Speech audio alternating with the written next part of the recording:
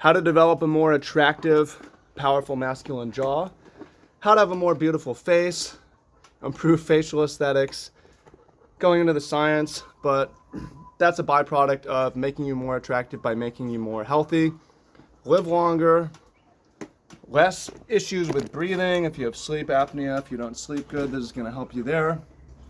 If you want to be more athletic and have better oxygen, that's also going to help you. So if you ever wondered why do modern people need braces, and why do we need to have our wisdom teeth removed, what's going on here, this doesn't make sense, then this is going to answer a lot of those questions.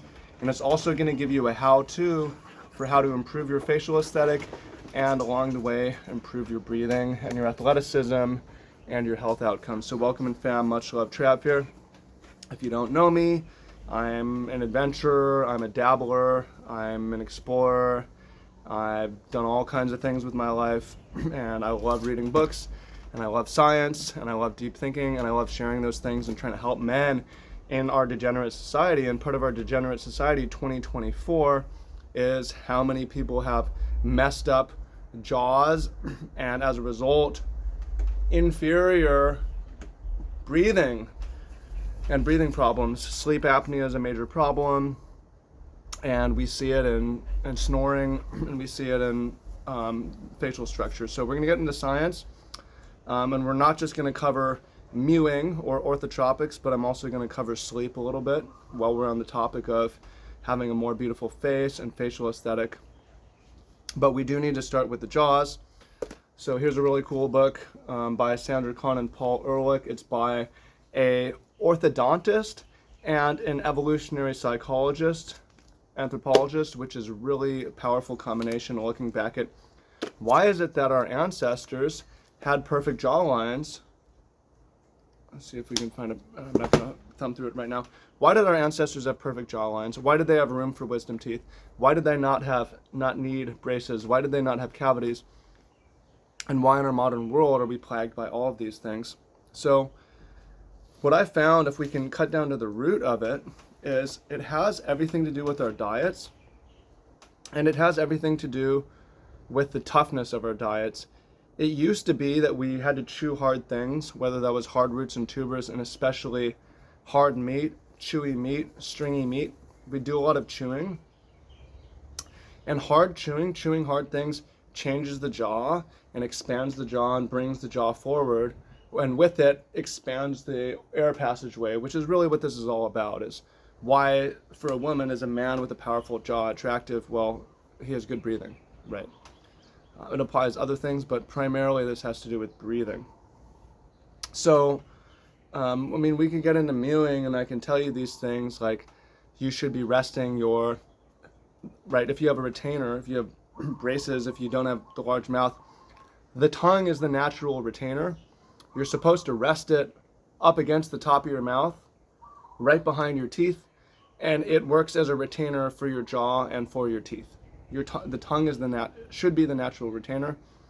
It's one of the most powerful muscles in the body by size for a reason. And when your tongue's just sleeping on the bottom of your mouth, it's not doing its job as a retainer. So that's part of it. But part of it is now our food, which used to be hard, is very soft, right? We have smoothies, we've got ground meat, everything's cooked down soft. It used to be that humans would spend something like 4 to 6 hours chewing, but after we've had these advances in food, how much time do you spend chewing in a day? Less than an hour, probably less than an hour, right? And whatever you're chewing is soft. So the solution, I'm going to try to make it as practical as possible for you. The solution that I like, there's a couple of them, but here's an easy one. You need to be chewing hard gum. You might not be able to make your diet harder, but you can chew hard gum, okay? Chewing hard gum is going to lead to improvements, and I'm not going to spend a lot of time thumbing through here, but if you have poor oral posture, it transforms your face in a really negative way. If you have good oral posture, corrective oral posture, right? It really improves the face. It improves the aesthetics of the face. So, I mean, here you can see how, here's a diagram of how having a small jaw and a weak chin causes you to have obstructed breathing compared to a large jaw, broad jaw with wide teeth allows you to have good breathing. So when we look at face, a lot of what we're evaluating if someone has a strong, powerful jaw is, do they have good breathing, right? So I recommend chewing gum. This is what I do. I chew a lot of hard gum. And here's what I recommend. I'll show you. We'll do this together. So one of the problems with gum is most of them have all kinds of weird chemicals in them. So what I found online, this is called Mestiha. It's a one single ingredient natural gum. It's a rosin of a tree that grows in Greece. Okay, on the Aegean island of Chios, Greece. Mestiha is a 100% natural product cleaned by hand. So it's one single ingredient. Let's get this gum going. And it creates a really hard gum, which you can chew. And I'm going to show you a couple chewing exercises we can do here. We're going to get into a couple other ideas, including sleep, and which is all tied together. But you can get this on Amazon. It's pretty cheap. One of these packets is like 10 bucks, and it's going to last you a long time. Because you can chew this gum for maybe 12 hours. It starts to crumble after a while. But when you first chew it, don't spit it out and put it away. Hang on to your piece of water gum and chew it until it dissolves. So it doesn't need to be very expensive. What the gum is also doing, so now I get the chewing. You see my jaw. It's also really good for your oral health, because what it's doing, and also when you have cramped teeth, you're more likely to have tartar plaque build up in weird places. It's harder to clean. But when you're chewing gum, it stimulates saliva, which helps with your oral biochemistry and helps you to not have cavities. I'm not going to get too much into this, but in theory, you can have perfect teeth, no cavities, without using fluoride toothbrush. Our ancestors did that. Why? Diet and chewing. So continue with your oral hygiene routine, but in theory, you don't have to, and you don't have to get cavities either. Or you don't have to use toothpaste, in theory. In practice, it depends on what you're putting in your mouth by quite a bit.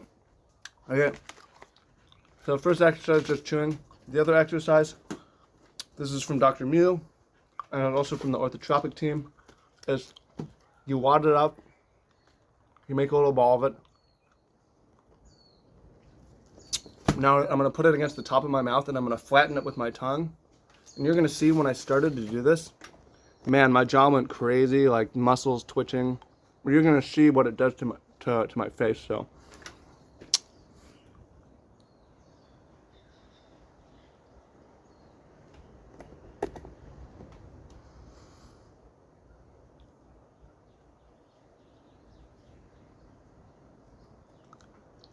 Really a strong burn. Great exercise. So when you're doing this as well, if you want a stronger jaw, you got to do all your breathing through your nose. All of it. Even if you're swimming, I don't care. Breathe through your nose.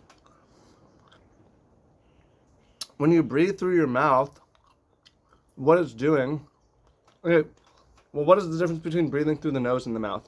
The mouth's just a backup. The nose has a mucous membrane which filters out allergens, right? The mouth doesn't have that. So when you're breathing through your mouth, you're breathing in allergens, which is causing you to have allergies, which is causing you to think you have a stuffy nose. But you got to find a way to just breathe through your nose because you're blocking off the allergens. And when you're breathing through your mouth, your tongue's not doing its job as a natural retainer. So you want your tongue to be a natural retainer. All the breathing is happening through your nose, mucous membrane, filtering out allergens, and it's going to make you have a more attractive face more attractive facial profile. Now, one more thing I'm going to tie this into is sleep. Okay? So, you do these things are tied together. Sleep apnea is a major problem. People don't get good sleep. You do these things to expand your oral passageway, your air tubes. You're going to have more oxygen, you're not going to snore, you're going to sleep a lot better. But here's another thing. When we talk about facial aesthetic and beauty, you know when you see someone and they have bags under their eyes, they're just a little bit less attractive, and you think, did you sleep good? You look tired? Are you going to be cranky? And indeed, there's studies, a really interesting study that just looked at people's faces, people who hadn't slept the night before, had gotten terrible sleep, 2 hours, people who had a great night's sleep, and compared their eyes. And people found the people who had poor sleep as being less attractive and not wanting to interact with them as much.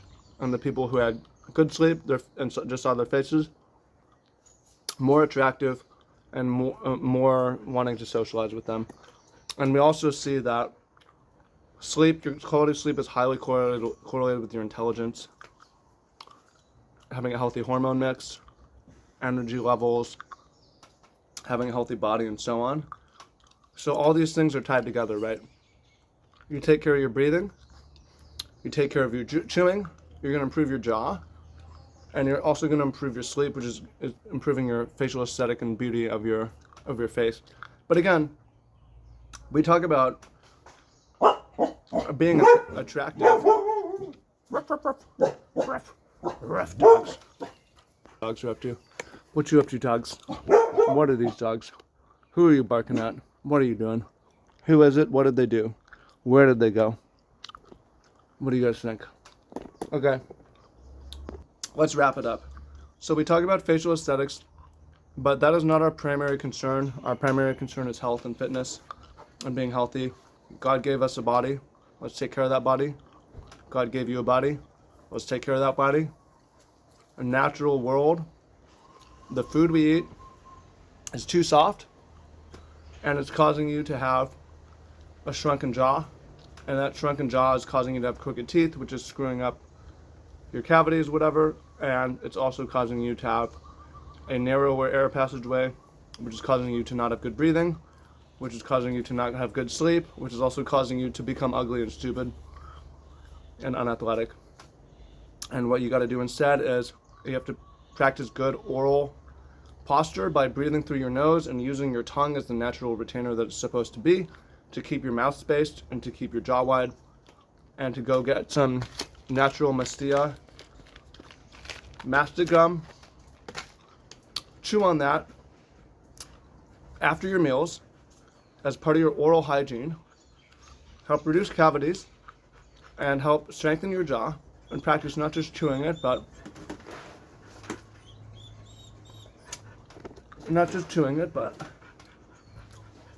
pushing it against the top of your mouth,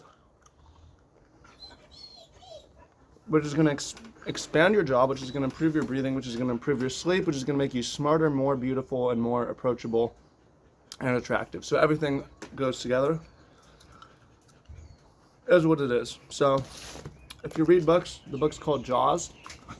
It's a good book, and it covers a lot of things, but I think I shared the keys with you of what's practical and to do.